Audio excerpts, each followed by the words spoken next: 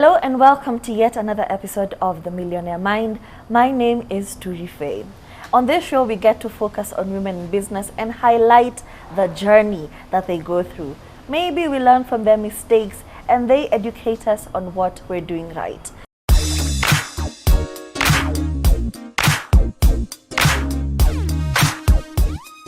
Today's guest is Catherine, and she'll be telling us about the many businesses she'll be doing. Hi, Catherine. How are you? Hi. Welcome to the show. Thank you. Thank you so much. So very quickly, introduce yourself. I just know your name is Catherine.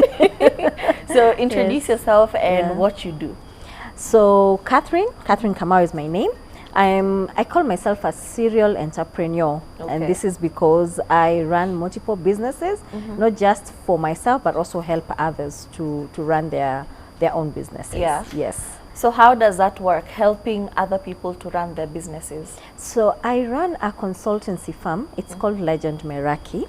Legend Meraki. So the story behind Legend Meraki is to start something that can leave a legacy, become legends in a sort of way. So that's the basis of the name Legend. Meraki comes from a Japanese word that means doing something that you love with soul, passion, and creativity. And I am a creative mind, and I have seen so many businesses starting from that place where it is about passion, where it's about creativity, and they want to be able to create a business. So Legend Meraki is actually the full name for government purposes is Legend Meraki Business Solutions Limited, but Legend Meraki is creating a legacy from the things that you love with passion, soul, and creativity. Awesome. Yes.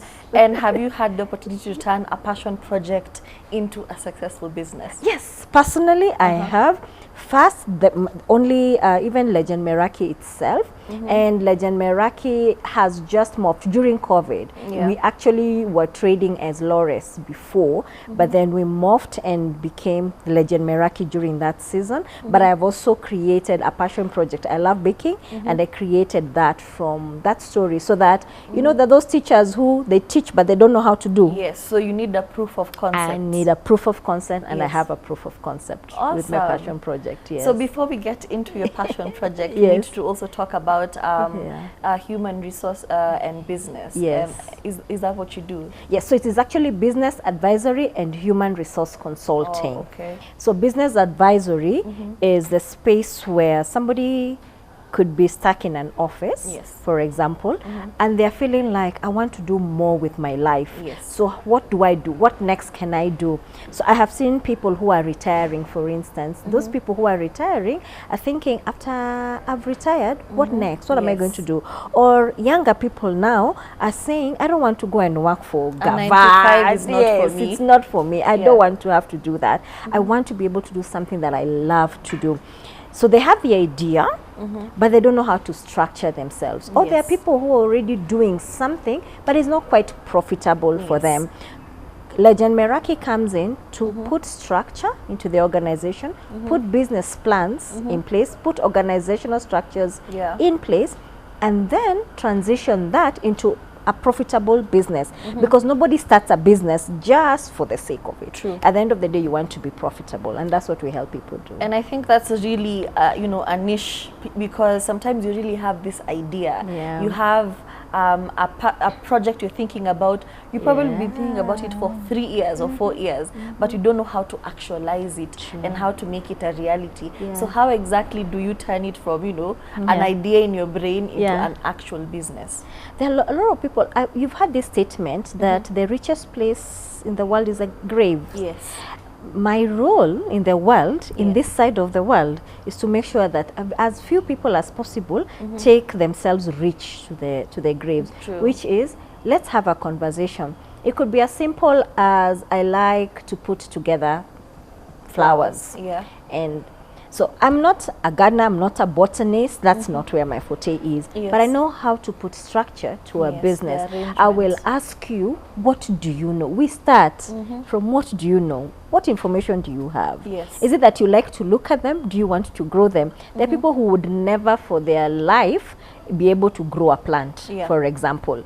People don't have green fingers. I'm a plant mom. I have killed a lot of plants. Yeah, I did that too, you know. But then, there's a person who's able to actually tell you this is how to make sure your business is growing. I mean, your plant is growing. So what does Catherine do? You come, you tell me, I want to be able to help people to become plant moms. Yeah. So you know how to keep plants. Yes, you know the name of plants. Yes, you know what this. So the problem is what? It's the commercials. So we create commercial structures. A commercial structure is a place that makes you sell. Yeah. You need the right people, starting by yourself. Like, do I know what I'm supposed to do, and can I sell? The first salesperson for any business is the business owner. True. And then you figure out, what other channels am I going to use? Am I going to advertise on social media? Everybody is doing it now on social media. Yes. So you go online. Are you going to start tutorials? For example, we help you to structure what you know to something that is marketable, that is sellable. Yeah. And then you're able to put it together. So you move from if I'm working alone, I'm working with a good team, because any successful business has 3 components from my experience. The people, starting with yourself, the process, how you do your business, and then profitability.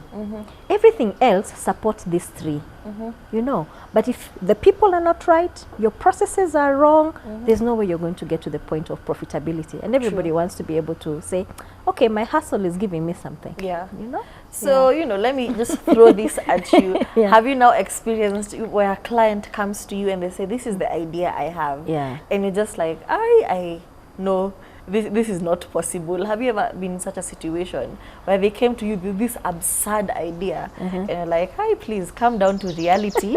This is not possible. Yeah. No, I haven't. And this is the reason. My mind is not tuned to say no to a business idea just because I have not experienced it. What I ask is, what do you know? Yes. Who do you want to sell to? Yes.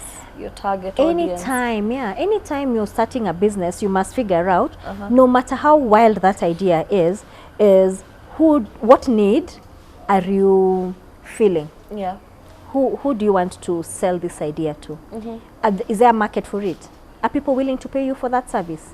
Now, if people, no matter how wild, if you're saying, I just want to start commercial planes to go to space, we will start. We will have that conversation. Yeah. So there's a market for it. You've done your research. Now let's sit down. Let's create a business plan for it. Yeah. In the process of actually writing business plans is when we have discovered people like, okay, maybe this is not all of it as I had envisioned. Maybe this, or you could be starting from the top. You know, you start at the apex, and businesses are built from ground up. So it's like, okay, so this is ultimately where you want to be, but this place where you want to be. Now I create now building blocks. Yes. Because there are steps that we also have, like 7 steps for organizational maturity. That we have. So those blocks, you just build them. So that then you know, okay, so we are going to space. So what do we need to know? Wow. And then you start from there. And that could be a wild example. But what I'm saying is, nobody has come, because I'm not the master of your business. True. You are. What I do is I put structure around that business so that you can be profitable. Okay. Yes. And that's the idea. Like, let me help you to mold you to get to the point where you're profitable. Awesome. Not a no. That is a very interesting approach to business advice. Now let's get into human resource. Yes. What is your approach now to human resource, and what exactly is human resource? So let me first start with this. I got into human resource. I was working in a different space before that, and we were doing a different project. I was in Burkina Faso. And then the last day of the event when we were doing it, this girl, young girl, came to me. They know I love Ankara stuff, Africa stuff. So she brings me a small Ankara bag and a ring. And she tells me, Catherine, do you know the solutions for Africa lie in you empowering us? These stories you're telling us, they need to go to the next level. I was working for an NGO at the time, and we were doing sexual reproductive health at the time. That's what we were talking about.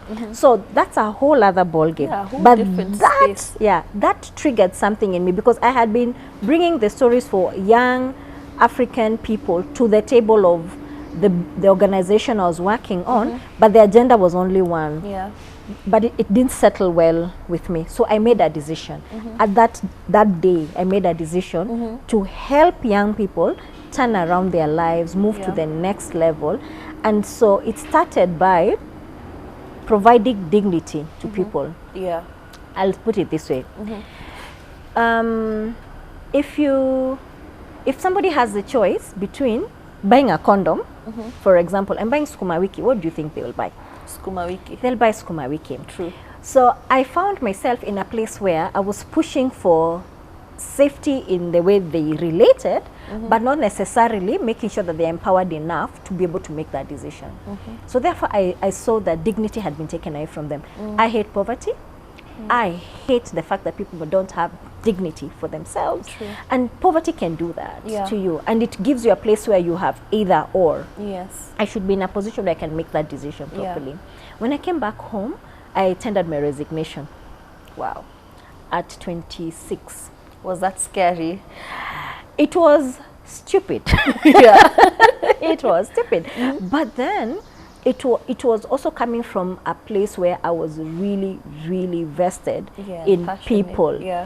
I love people. I want to see people progress. And I had been fortunate enough to travel across the continent in many places and to see what poverty was doing to a lot of young people. And I decided, what wanataka kazi? It's just work that people want. I will find a way. So I talked to a couple of friends. I was like, do you have work at your place?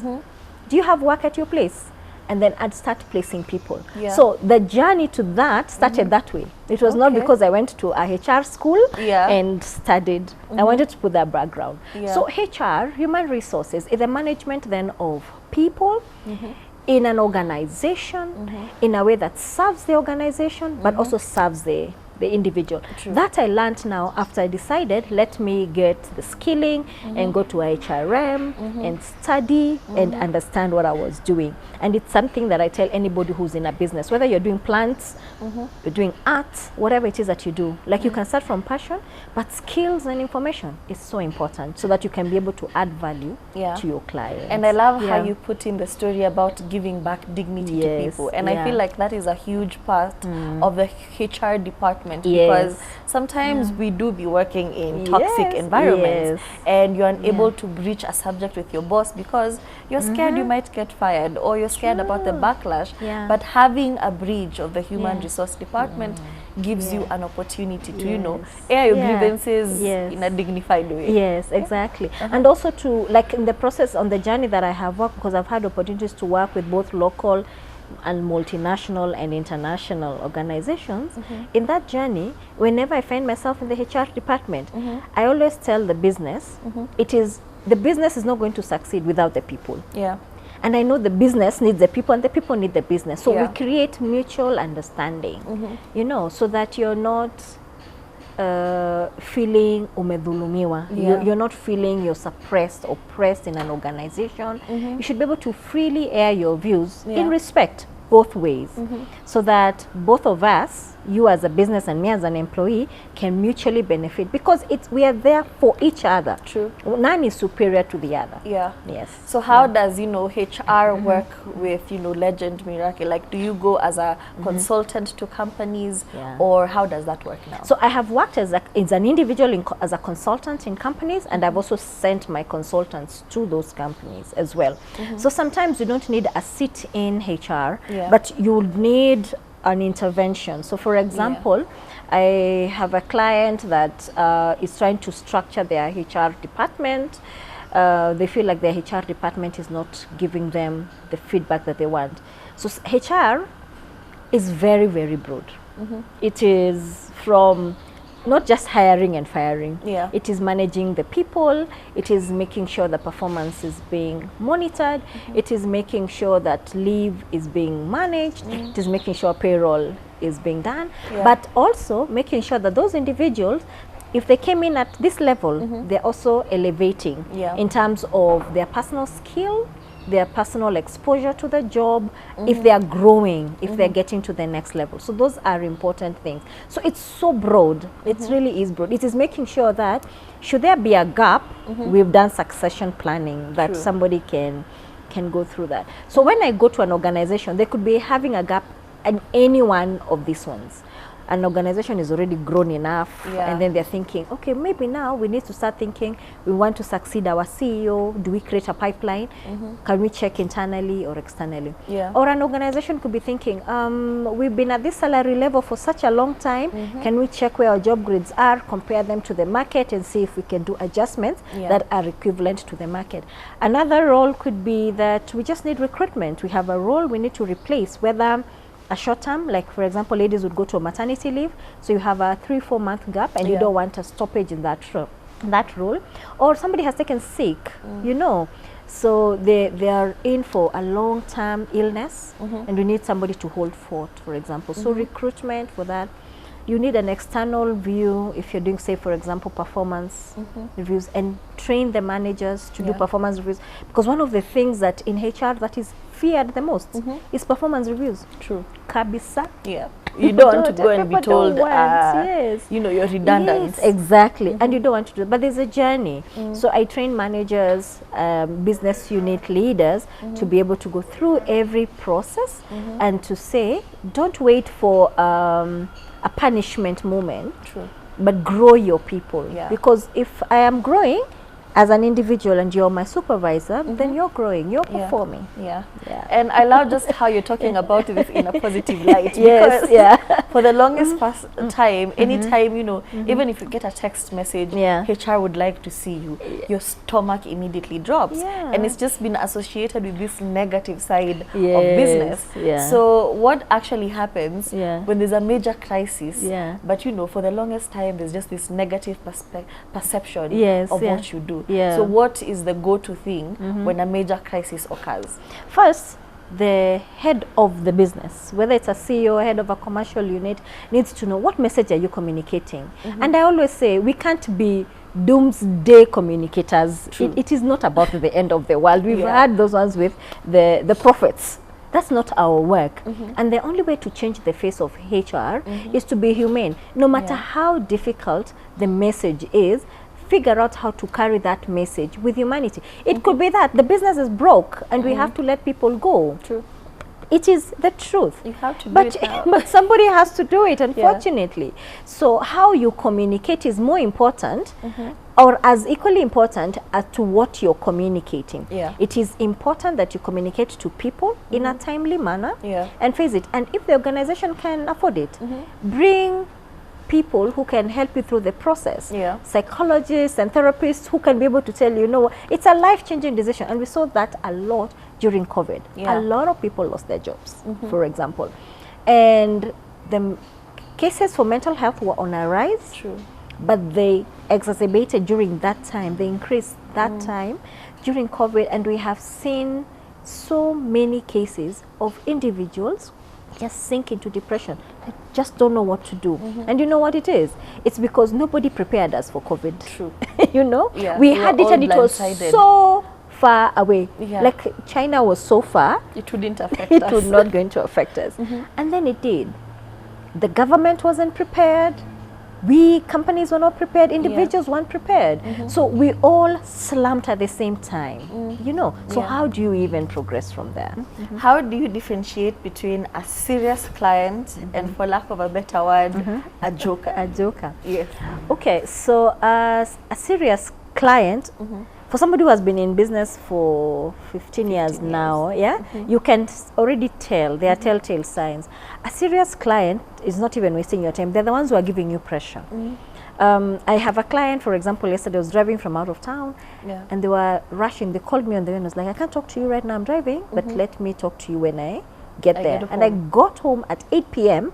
and even before I put my bags down, they were there calling. And we had a call for almost 40 minutes. because they're serious about what they want to do with their company and take their company, they give you pressure. You don't send them contracts and they take forever to sign. Bring them back. You will go into the negotiation, yes, but then they don't take forever into the process of signing. Namaliza. But then there is this person who calls you and tells you, oh, okay, and then can we do this? It's like they're trying to get free information without necessarily paying for it. And I have no problem. I'm very generous with the information as well. But then there's a point where you need to sit down and have a conversation about, are we doing this or not? And I have told them, from this point going forward, you come to the office, we sign up, and we do whatever it is. If you're not doing that, don't call again. Yes, like we can't, And unfortunately, sometimes clients will come to your business not as a genuine client, but because they want to steal ideas from you. They want to see how this works, and they'll even look for information and then go and implement that in their businesses. Have you experienced such a thing? Yes. But this is the thing. I actually believe that whatever gift you have is yours. Nobody can steal. I have seen people come, we use, for example, like in HR, we use things called psychometric tests. For both, not just for businesses, even for individuals. You want to know where your strengths are. You want to start a business and you know where you can put your energy in. People come and they think, oh, we've done one interpretation with Catherine, so we can go and do this wherever it is. And then they come back and say, like, can you give us training for this thing? I believe that if you want information, come. I will teach you, I will train you. I am not hoarding information because there's so much. I mean, I'm not Harvard, you know, I'm not Stanford or whatever business school there is, or Strathmore. I'm not any one of those. But there is an opportunity everywhere to learn. Be legitimate in the way you want to acquire information. Come, and whether you want to start a mama mboga business or you want to start a tech business, anything in between, we will help you. But if you're going to start stealing, you're starting also from the wrong premise. True. So ladies and gentlemen, look for Catherine. Okay, she is not gatekeeping any information. Okay, your financial liberation might lie in her information. So even as we wind up now, what are some of the things or some of the what's some of the things that have shaped your career to what it is today, and what would you advise somebody who's just starting out or doesn't know how to start out? The highlight of my career is getting a call back from somebody who wanted a job and I placed them in a job, or somebody who was starting a business they didn't know where they're going, and now they can afford to take their family on a holiday because their business is working. Those calls make me keep going. There's a season where we were exporting labor with partners to UAE, so Abu Dhabi and Dubai, and this one man came back. He said, Naitwa Baba George. I am George's dad. And I can't tell you how much you've helped me, because my son cleared school and he didn't have a job. But you got him a job with a company there, and he's not only helping me as his dad here back home, but also his siblings are now going to school. I don't have to worry about it. I say that the Baba George story keeps me doing what you're doing now. What I am doing now. And anybody who wants to start a business, whether you're going to go read online or come to a consultant like me, do it. Because the future of any human being, somebody else, somewhere, is depending on you doing what you're supposed to do. There are people who work with me who could not be doing what they're doing if I didn't step out and do the stupid thing I did at 26. And now it has paid fruit. Yes, it has. And thank you very much for joining us. Very quickly, if you could tell us where people could reach you, especially for consultations and your clients. That is your camera on social media. Wow. Okay. So you can reach us on social media. We are legend.meraki. That is on Instagram, legend.meraki. Our telephone number is 0722 830 158, 0722 830 158. Whatever it is that your dream is, do it. Find the right partner to get you there. And if you think we are the right partner, we will help you achieve your dreams, your goals, to live a life of dignity, not one that is dependent on other people. And in doing so, you could be liberating not just yourself, but somebody else who's waiting for you to get liberated. Awesome. Thank you very much for joining us for this episode. Tune in for part 2. My name is Turife and this is The Millionaire Mind.